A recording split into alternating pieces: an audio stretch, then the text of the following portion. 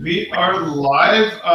Happy Friday, everyone. And we'd like to welcome today Nathan Atkinson, who is the co-founder of Rethink Food, which is a UK-based food security charity. And fantastic story. When I first met him, I heard about how he started it, and we'd love to hear some more of that when we get to it. We're going to talk about removing hunger as a barrier to learning, which is the focus of his charity. And Nathan, I'd like to ask you our standard question. What is on your mind? Well, it's pretty much always about social justice and fighting for the underdog. And having been working in school as a teacher for so many years, that focus has always been on fighting for the rights of children and young people. And that started as a teacher, then through the leadership role, becoming a principal, and then into the work that we do now with Rethink Food. So always trying to give people a voice, empower people, and fight for the rights of children and young people. Yeah, I think that's first of all, I love that. Could you tell us a little bit about like how so I was a teacher at one point, and I ended up going like over to the dark side and ended up being like a marketer, right? I was like a food marketer. So I'm interested, like, what sort of led you to making that pivot from being a teacher to running this community interest, company, and really focusing on this food insecurity issue? Yeah, so in September 2014, I got a new job as the head teacher in England, principal universally of a large primary school, so children from the ages of 3 through to 11. Mm-hmm. And it was in a really, really deprived area. It was a large primary school. So in England, primary schools average size is about 300 and maybe 350 pupils, but this school had 680 pupils. It had 48 languages spoken in the school, so very diverse in terms of the demographics. It served the bottom 2% of deprivation nationally in the UK, so there was some real challenges for the families there. And also it had a resource provision for children with autism. So it was a specialist school that could take in 20 children from across the city with complex needs linked into autism. So it was a challenge that I really wanted. I was always passionate, and I'm passionate about working in areas of deprivation so I could make a difference. So I really wanted this challenge. It was my third leadership role as a head teacher, so I was experienced. And when it got there, it was a case of we saw challenges and vulnerabilities that never had we come across before. And so in schools, we had a midterm break. So it was October time, we had a week off, and the teachers and staff sort of just crashed and burned for a week, and then came back on the Monday morning. And it was one of those days when everything that could go wrong did, including the gas failing in our school kitchens. So as primary school employees, it's like you're always creative, always looking for solutions. So we just said, let's give the kids sandwiches for their dinner. That'll be a good thing. So we did that. And during the lunchtime and into the afternoon, the behavior in school was worse than it normally was. And would be pretty bad on a normal day, but there were all kinds of incidents that were happening in schools, negative behaviors.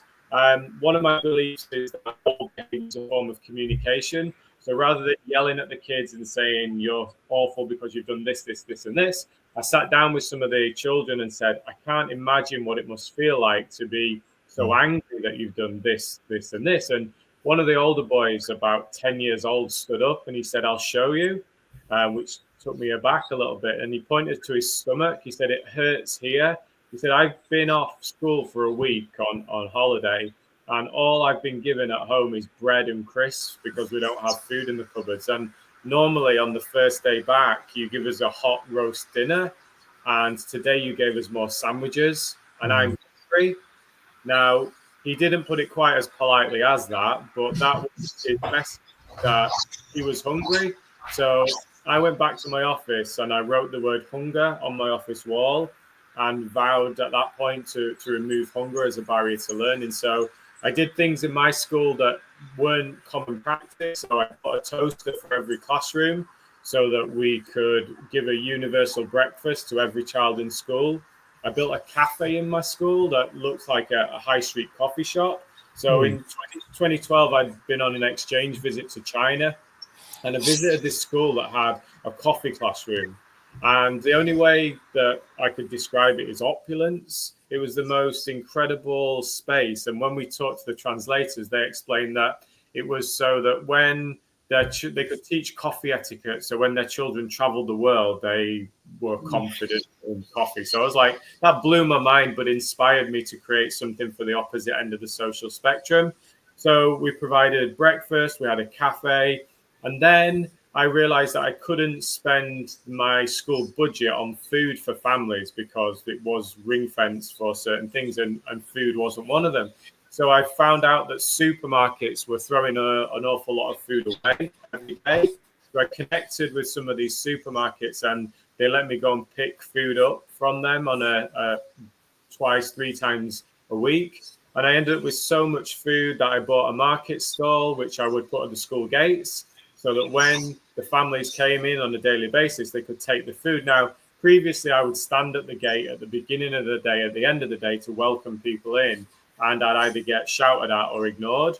But when I put food there, people stopped, and they started to have conversations. They started to build trust. They opened up, and we used food to build relationships with the families, with the communities, and we brought them inside into the cafe. So we were able to teach English lessons to our families that had English as an additional language. We were able to put on workshops around housing. We were able to provide debt relief and support around financial management, and doing this by using this food.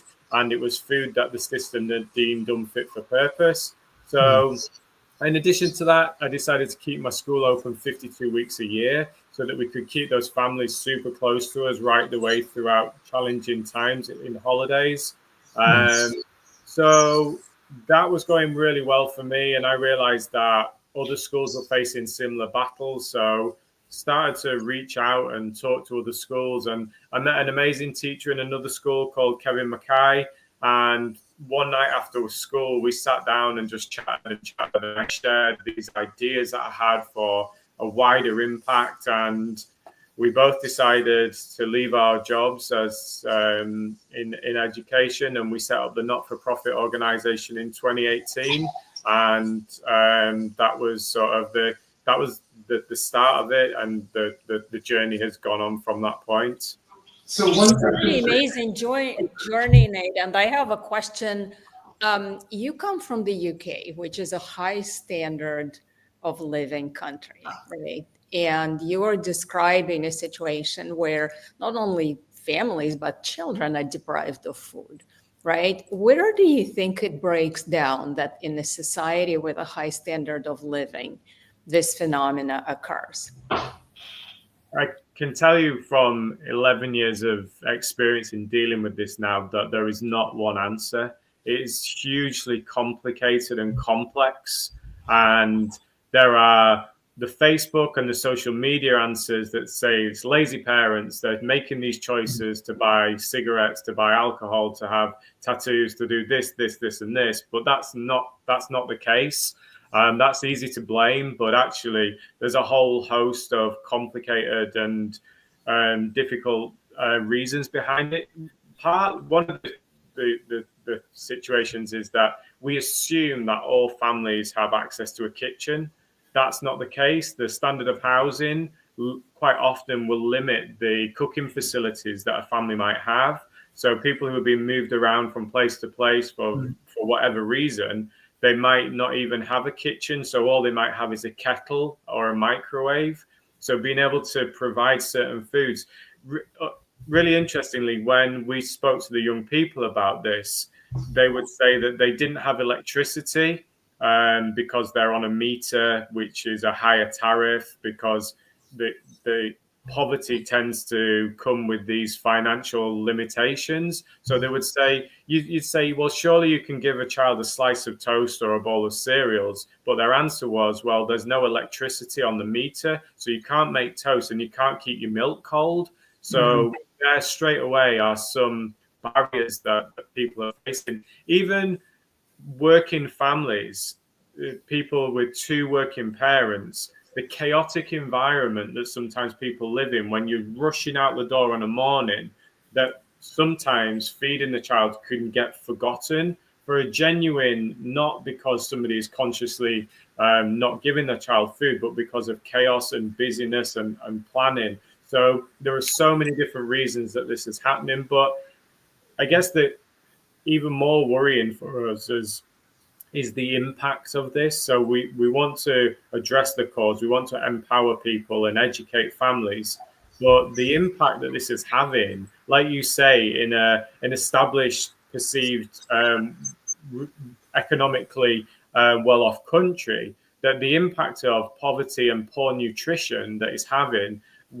I read a report a year or so ago that said in the UK, by the age of 5 years old, children are on average 7 centimeters shorter than children in comparable European countries. So we've got stunting in growth because of poor nutrition, poor access to food. And when you think about the impact of that physically, then think about cognitively, emotionally.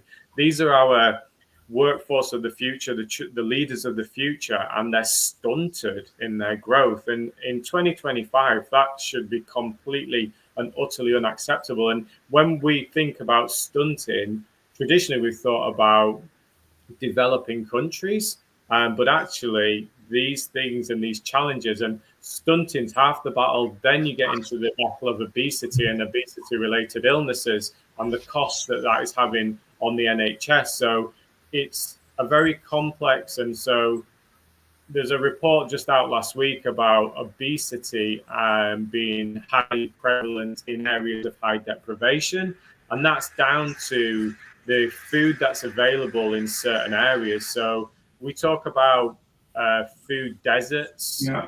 And there's a guy that I worked with over in New York, in the Bronx, who runs projects, and he talks about food swamps because of the sheer low quality of food, the fried chicken deals, the pizzas, these foods that are calorie dense, cheap food that are available to people on limited budgets, that are then contributing to, you've got hunger on one side and obesity on the other, and the two frustratingly are just linked in, and it's usually frustrating.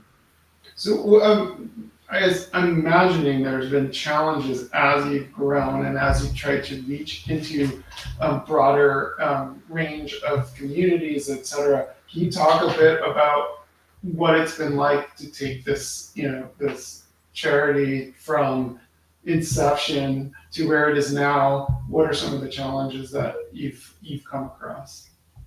Generally, it's been very positive. We've received a lot of support. We have found we've combined sort of an approach of generating income through working with schools who are able to pay for some of our services, through to corporate sponsorship and grants. So financially, they're kind of the three strands that we've been able to adopt. And part of our enterprise works on surplus food. So we have a surplus food operation where we rescue 10 tons of food every week from supermarkets, from wholesalers, and we use that food to send into schools, community groups, and families. So that's just one side. So we've got the educational side and the surplus food side. So the support in there is incredible. And actually, why that's important is that we lean into that side of things around sustainability. So what we've done is we've used sustainability to remove the stigma of food insecurity. So our message is please take this food. You're helping save the planet. Yeah. So in doing that, children, when the food arrives in our partner schools and the food is there on the market stalls, the message is be a food superhero, help reduce the impact of food waste. And that is a really positive message, which has helped us sort of navigate some tricky areas and some difficult things around people's pride, because people are proud and they want to be able to provide for themselves. So removing that stigma has been a really important thing in sort of navigating some tricky areas. I guess that we have acted professionally in terms of running a business. So as a leader in a school, I was responsible for the budget, but not really business minded. But what we have done is acted responsibly in that we have built the organization incrementally. So when I first came out of school, I didn't take a wage from Rethink Food. I was working in consultancy roles, doing leadership training, a whole host of other things, till we got it to a point where we could take a salary from it, because we never wanted to put ourselves in. This sounds a little bit cheesy, and I can't remember 100. I think the book's called Leading from the Emerging Future, and it talks about eco versus ego. And we've developed a phrase within the organization that we're eco, not ego. So it's really important to us that we're always putting the organization and the needs of our stakeholders before ourselves. So we have to recognize, though, that like today, it's important to put ourselves forward to tell the story because of the traction and the engagement and the benefits that might bring into the organization. So whilst I'm sat here chatting to you, Kevin is bizarrely there's a thing in the UK called the Boys Brigade, which is like a group for young people, and so he's been invited to a Boys Brigade evening because they've been raising some money to give to us. So he's gone to a presentation for that. I'm talking to you guys, so it's kind of been a relentless thing of seeking opportunities to then bring back into the organization to help with growth. So we've built the organization as it stands at the moment we have 12 full-time employees working as part of an amazing team across a range of roles and responsibilities. But then what is super, super important, that we have the equivalent of about 20 full-time volunteers. And this is particularly on the surplus food side. So people who are helping sort through the food. We have 3 vans that are on the road every day of the week collecting food. And these amazing volunteers who most, to be fair, are of retired age. And so we have some amazing people who are helping, and that sense of community. And I was explaining, we had a visit from a local political councillor today. And I was explaining how we have an asylum seeker who has been working and volunteering for us. Well, he's been volunteering, not paid work. He's not able to get access to support. So he's coming to volunteer for us. And in turn, we're able to give him food to take as a thank you for helping. And we needed him to work. We needed some extra volunteer time. So we said, is there any chance you could come in for a few more days? And he said, he was explaining he needed to get 4 buses to get to us, and he couldn't afford to do that. So we're helping him out with his bus pass. And really these small things that kind of really hit me emotionally. His name was written on the board for the days that he was going to work. And he kind of said how he felt part of something just by having his name on the board. So it shows that we don't have to, people are sort of incentivized and motivated, and that sort of sense of seeing your name as part of a community and an organization is so powerful. And we have worked really hard to build that community and focus on people and the importance of people within the organization. So Nathan, before we, I really want to get to this point of really coming back to the point about removing hunger as a barrier to learning. But before we do that, this is the moment during our show where we like to have ChatGPT chime in and ask some questions.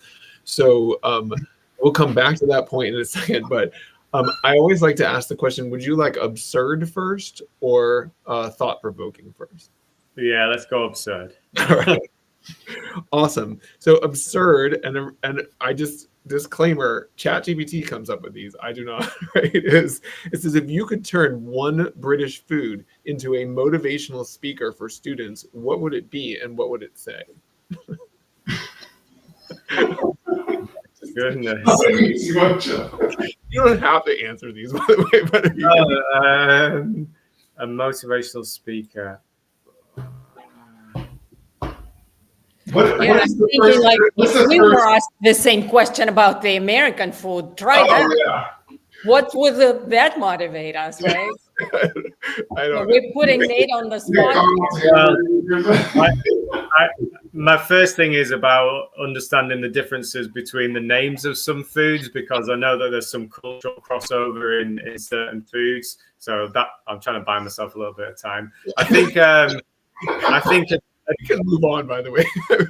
I'm going to go tomato. I don't know why. Maybe they could be tinned, chopped, whatever, rotten, and thrown at people if they didn't agree with them. So yeah, let's go with that.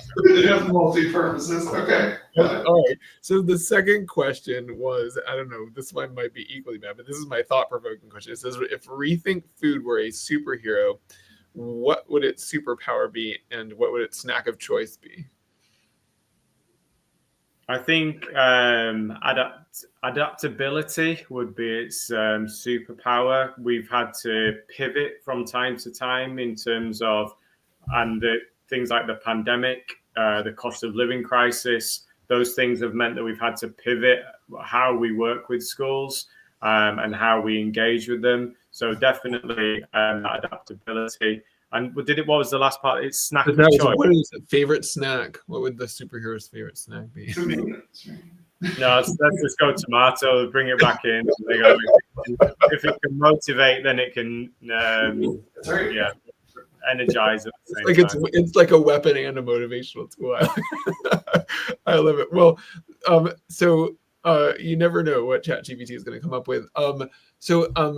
Like I said before, I'd love to pivot back to what you were talking about at the very beginning. It was sort of the beginning of this, when you told the story of sort of the origin story of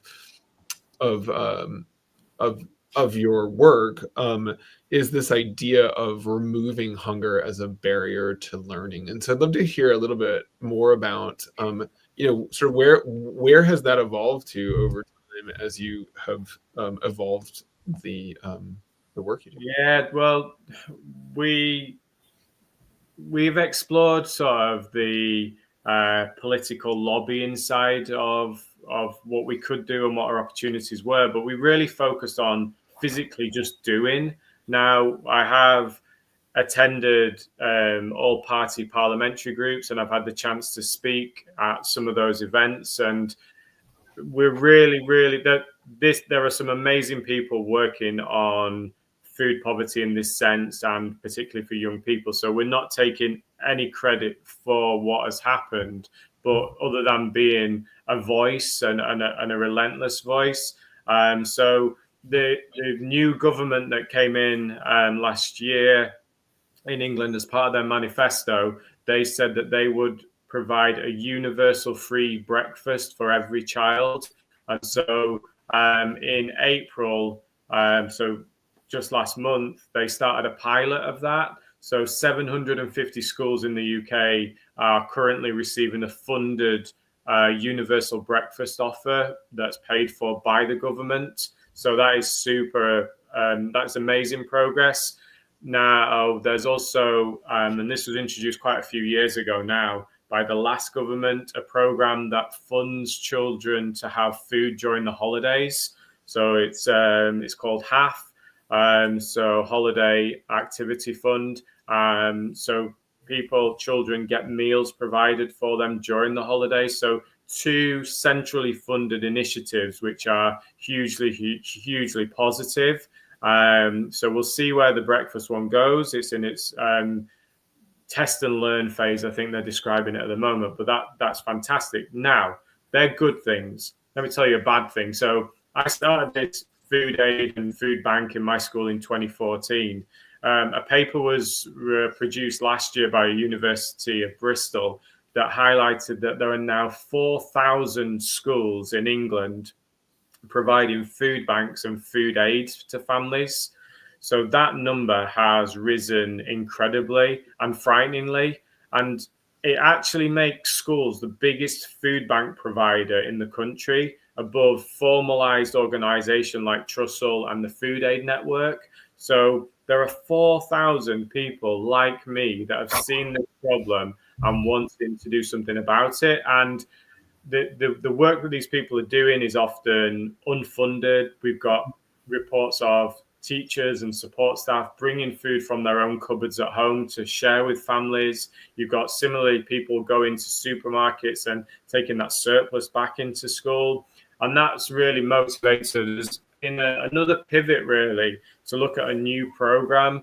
So in June, we're launching the National School Pantry Network, which we will provide an infrastructure of support for schools who need or want to be able to provide that support to their families through food aid. So there'll be the educational side from us, there'll be the signposting. We'll almost be like a broker of support for those schools. And a unique element that we're looking to introduce is providing schools with financial support to be able to sit down with families and order food alongside them on an online order.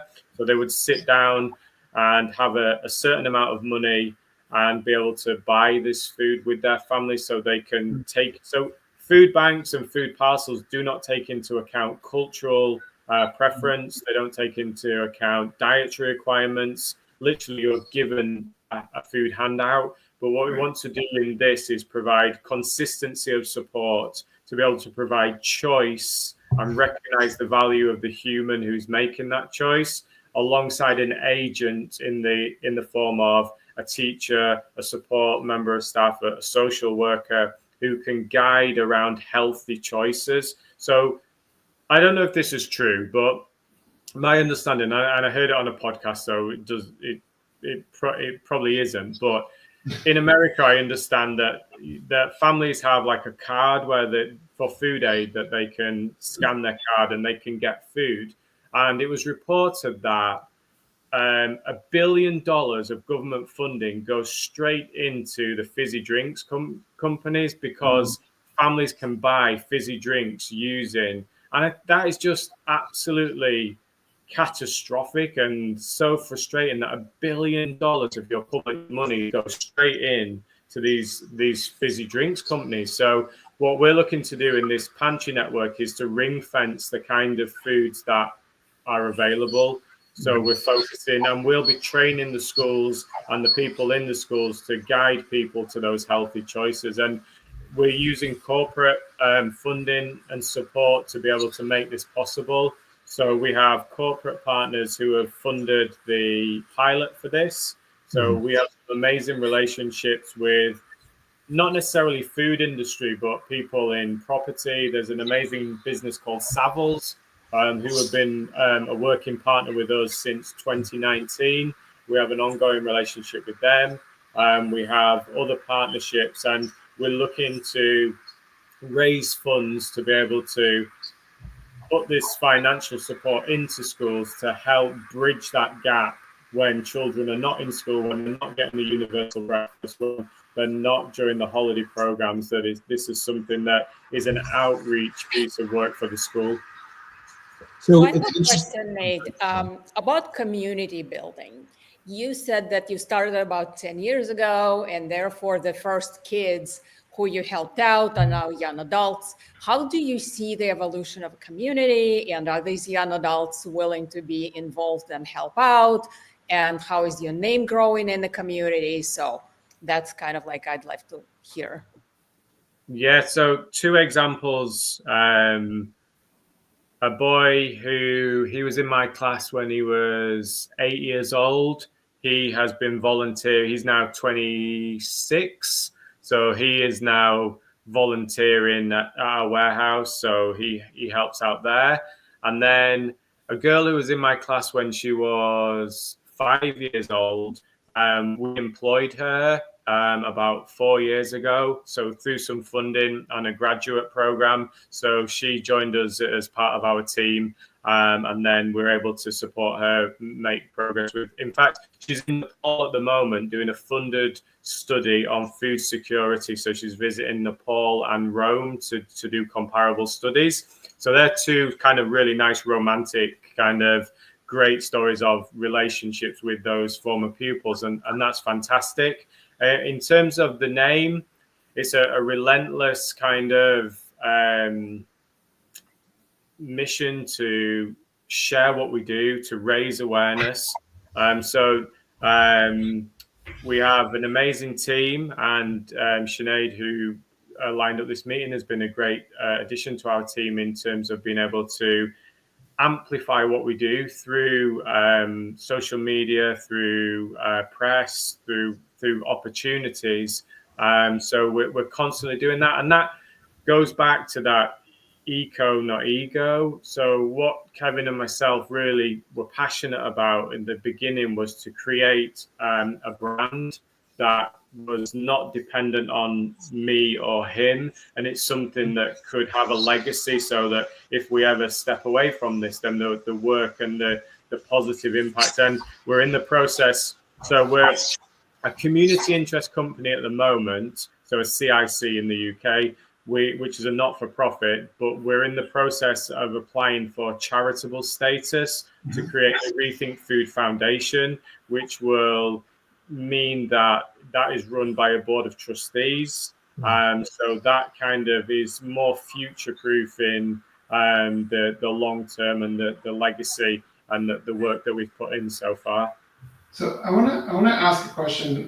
We are coming up on time, but I have one question that's been on my mind since the beginning of the episode, which is U.S. charities, as you may know, are really looking at sort of catastrophic underfunding because of politics. Because and my wife works at a homeless shelter.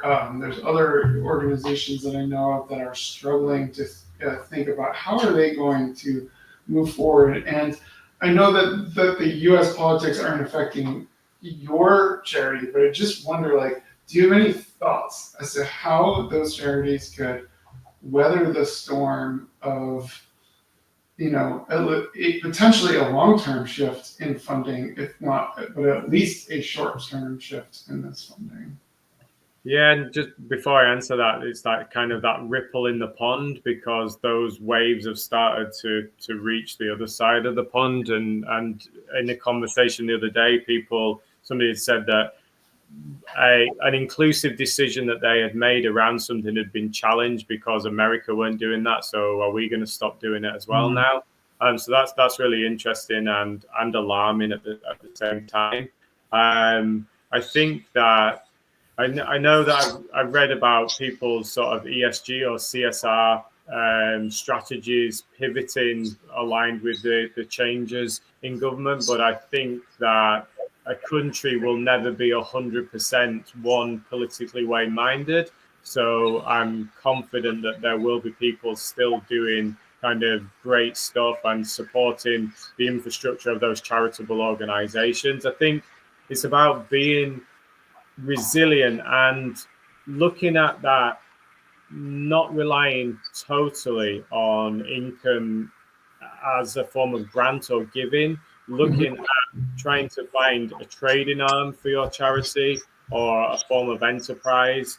So that's something that we explore all the time. So we have an amazing team of production team who create our content, our videos. So we're exploring being able to get them maybe 3 times a month to go out and do paid work, which will bring income in. So it's trying to find that financial resilience that isn't always about giving and relying on donations in that form. So I guess acting in a business way to be able to achieve those charitable outcomes is something that, again, is maybe a way that people need to think and explore. And just on that, we got a namesake in New York, Rethink Food. So we're not connected at all in terms, just pure coincidence, but they also work with Surplus Food and do amazing things over in New York. And we connect via socials.